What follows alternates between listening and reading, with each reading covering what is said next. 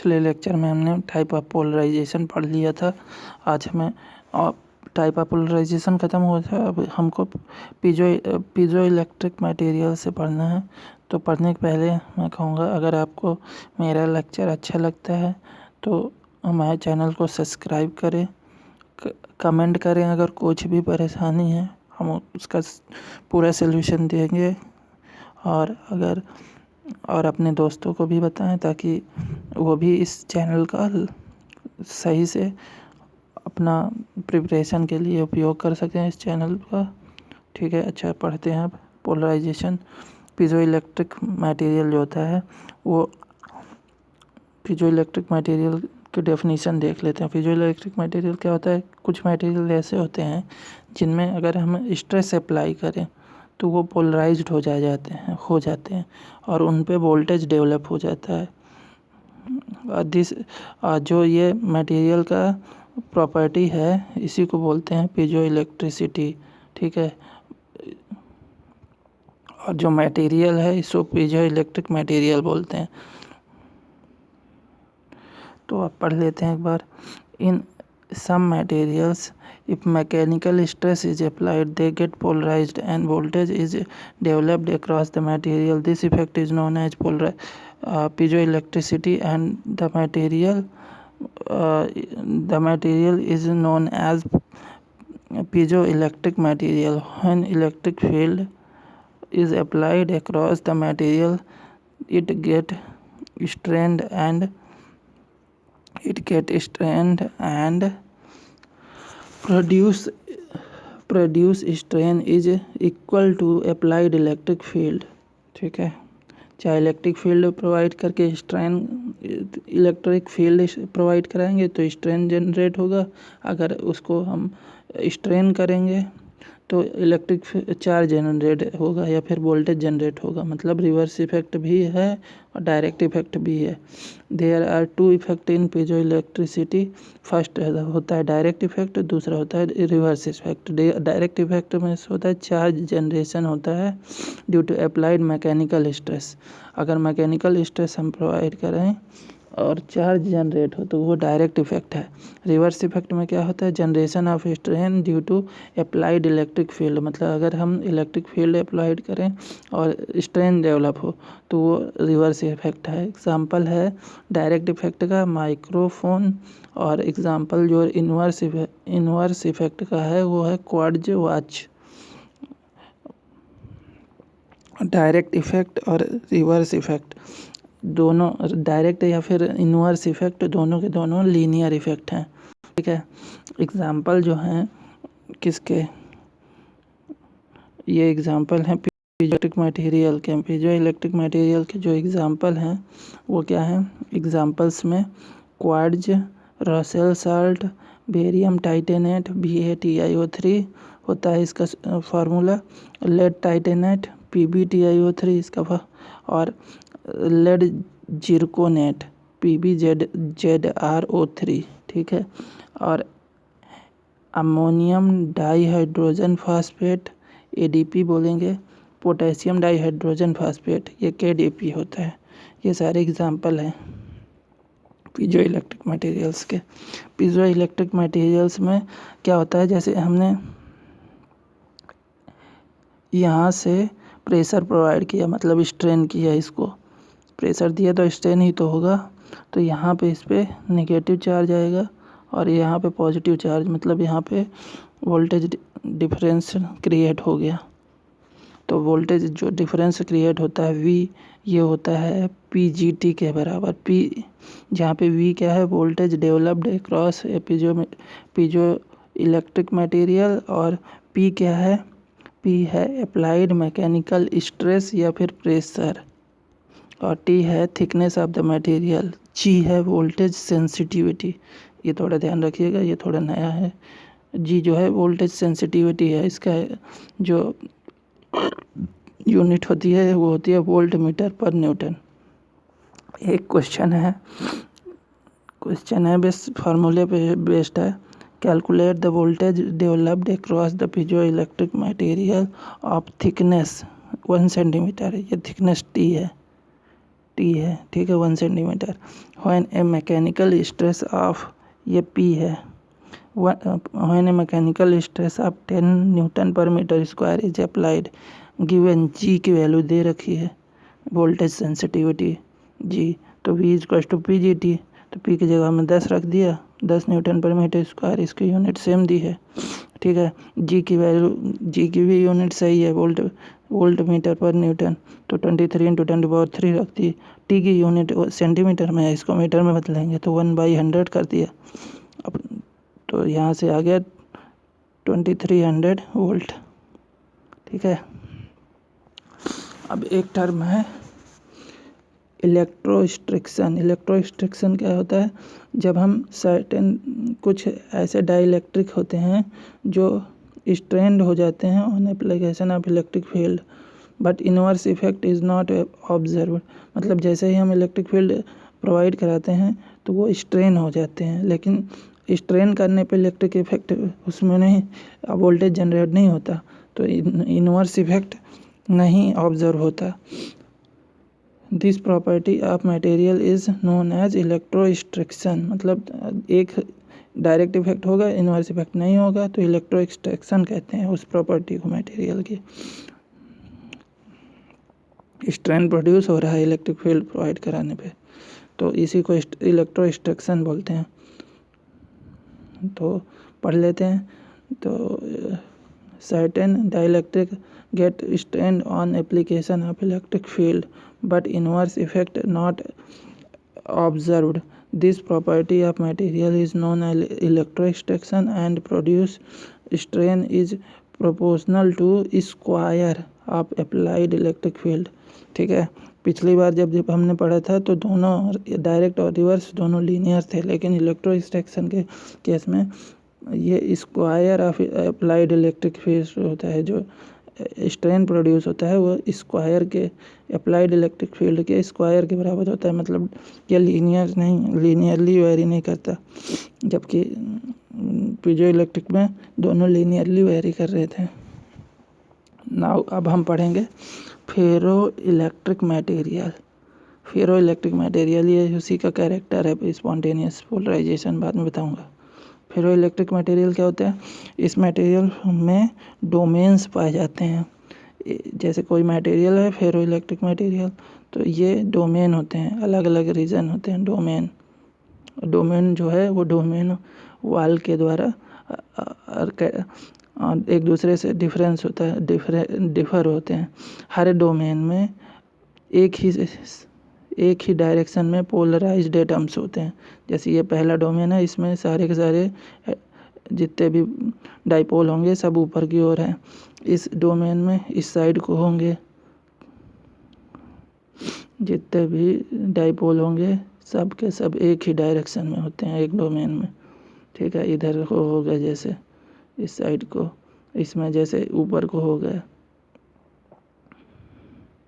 सब के सब एक ही साइड को होंगे। अगर मैंने गलत बना दिया हो कहीं तो कंफ्यूज मत होइएगा।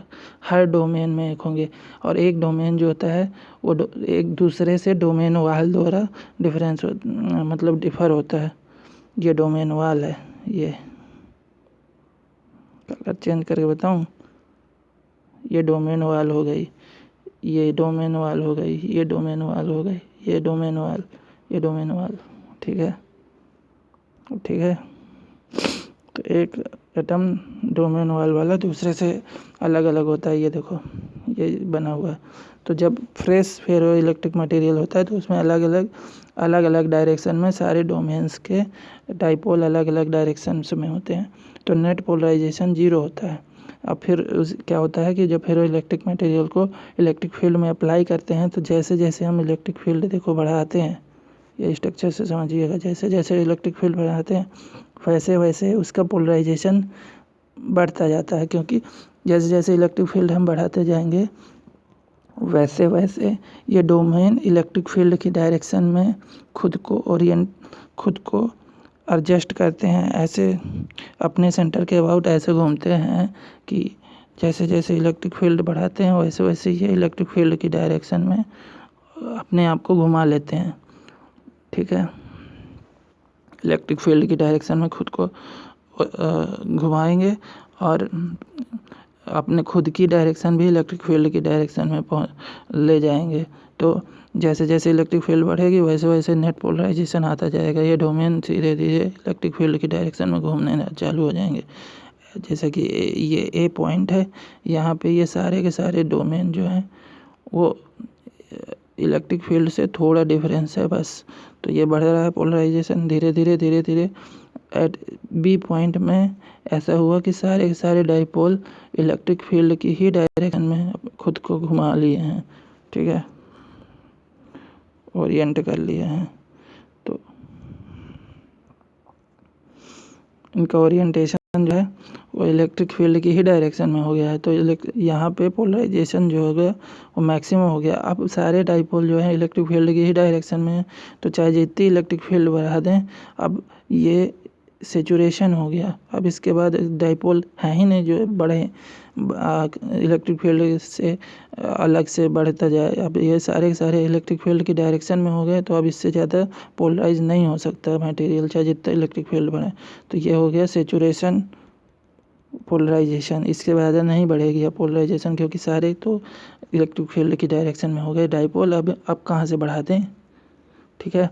अब इसके बाद क्या करते हैं, सेचुरेशन के बाद हम इलेक्ट्रिक फील्ड को फिर से घटाते हैं, घटाते घटाते इलेक्ट्रिक फील्ड जीरो लाते हैं। तो जीरो लाते लाते जैसे जैसे इलेक्ट्रिक फील्ड घटा के जीरो लाएंगे वैसे वैसे पोलराइजेशन घटेगा। फिर पर इलेक्ट्रिक फील्ड जीरो हो जाती है लेकिन पोलराइजेशन जीरो नहीं होता, कुछ पोलराइजेशन बचा रहता है। इसे PR बोलते हैं, स्पॉन्टेनियस पोलराइजेशन या फिर रेसिडुअल पोलराइजेशन या फिर रिमंडेंट पोलराइजेशन बोलते हैं। तीनों इसी के नाम हैं, ठीक है। ये पोलराइजेशन आता है क्योंकि सारे के सारे जो डाइपोल हैं वो अपनी ओरिजिनल पोजीशन पे वापस नहीं आ पाते हैं, और जैसे जब हम इलेक्ट्रिक फील्ड को घटाते हैं कुछ हैं जो रह जाते हैं, इसी को बोलते हैं रिमनेंट पोलराइजेशन, ठीक है। अब इस रिमनेंट पोलराइजेशन को जीरो करने के लिए इलेक्ट्रिक फील्ड को अपोजिट डायरेक्शन में बढ़ाते हैं, ठीक है। अपोजिट डायरेक्शन में बढ़ाएंगे, ऐड आयर को हटा दे रहा, हाँ चलो, तो अपोजिट डायरेक्शन में बढ़ाएंगे तो ये इलेक्ट्रिक फील्ड है जो है डाइपोल जो है वो दूसरे डायरेक्शन में जाएंगे। जैसे पहले अगर इधर को घूम रहे थे ये डाइपोल, तो अब ये डाइपोल ये वाले, तो अब ये इधर को ना घूम करके अब इनको इधर को घूमना है अपोजिट को। तो अब ये धीरे धीरे धीरे धीरे जैसे जैसे अपोजिट में बढ़ाएंगे वैसे वैसे ये पोलराइजेशन घटेगा और फिर एक पॉइंट पे जीरो हो जाएगा।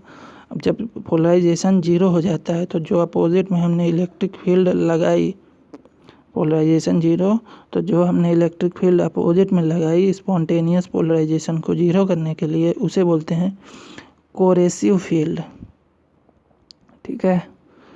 अब हम इलेक्ट्रिक फील्ड को अपोजिट में बढ़ाते जाते हैं तो ये पोलराइजेशन अपोजिट डायरेक्शन में बढ़ता है। जैसे जैसे पहले बढ़ा था वैसे ही अपोजिट डायरेक्शन में बढ़ने लगता है। अब धीरे धीरे सारे के सारे डाइपोल जो हैं जब इलेक्ट्रिक फील्ड की डायरेक्शन में आ जाते हैं तो इधर भी सेचुरेशन हो जाता है, सेचुरेशन पोलराइजेशन। ये इस पॉइंट पे सेचुरेशन आ गया। अब हम क्या करेंगे, फिर से इलेक्ट्रिक फील्ड को घटाएंगे और यहाँ इलेक्ट्रिक फील्ड जीरो है, यहाँ पे भी कुछ बचेगा। जब पोलराइजेशन जीरो नहीं होगा, जब इलेक्ट्रिक फील्ड को हम फिर से जीरो लाएंगे तो इलेक्ट्रिक फील्ड देखो यहाँ पे, देखो ये इलेक्ट्रिक फील्ड तो जीरो हो गई लेकिन पोलराइजेशन वाला पॉइंट निगेटिव में है तो पोलराइजेशन जीरो नहीं है। तो ये पोलराइजेशन जितना ऊपर था उतना ही होगा। ये भी स्पॉन्टेनियस पोलराइजेशन या रिडंडेंट पोलराइजेशन है लेकिन ये अपोजिट डायरेक्शन में है, तो ऊपर वाले को हमने ले लिया, नीचे को हमने कंसीडर नहीं किया है। अब इसको बढ़ाते बढ़ाते फिर से ले जाएंगे तो ये कर्व फिर ऊपर पहुंचेगा सेचुरेशन पॉइंट तक और ये इसके बाद अब रिपीट होना चालू करेगा। तो इसी कर्व को हम बोलते हैं हिस्टैरिसीस कर्व, ठीक है। ये कर्व हिस्टैरिसीस कर्व है। अब एक बार पढ़ लेते हैं स्पॉन्टेनियस पोलराइजेशन। स्पॉन्टेनियस पोलराइजेशन क्या होता है, ये जो पार्ट है, certain dielectric exhibit non-zero polarization even in the absence of applied electric field. absence of electric field यहाँ जीरो है, लेकिन पोलराइजेशन जीरो नहीं है। This redundant polarization is known as spontaneous polarization. ये जो रिडंडेंट पोलराइजेशन है इसी को तो स्पॉन्टेनियस पोलराइजेशन बोलते हैं। और ये इसी कोहेसिव फील्ड जो होती है ये होती है अपोजिट डायरेक्शन में फील्ड प्रोवाइड कराते हैं। जो रिडंडेंट पोलराइजेशन को जीरो करने के लिए जो अपोजिट डायरेक्शन में फील्ड प्रोवाइड कराई जाती है उसी को कोहेसिव फील्ड बोलते हैं। ये कोहेसिव फील्ड और ये स्पॉन्टेनियस पोलराइजेशन ये दोनों इम्पॉर्टेंट है। ठीक है, अब क्यूरी टेम्परेचर देख रहे थे। क्यूरी टेम्परेचर क्या होता है? क्यूरी टेम्परेचर होता है टेम्परेचर जिसके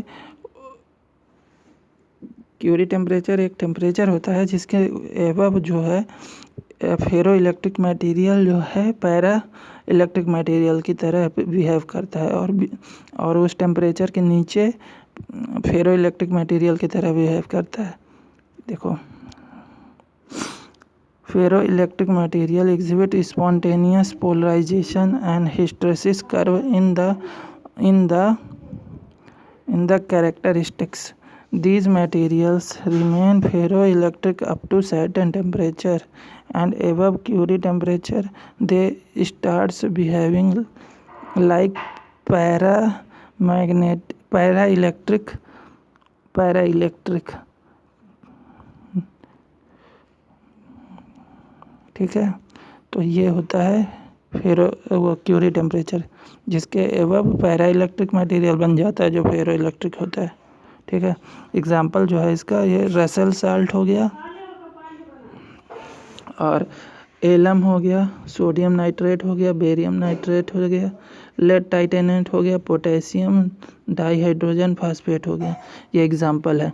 all ferro electric material is piezo electric material but vice versa is not correct. मतलब जितने भी फेरो इलेक्ट्रिक हैं वो पीजो इलेक्ट्रिक जरूर होंगे और वाइस वर्सा करेक्ट नहीं है।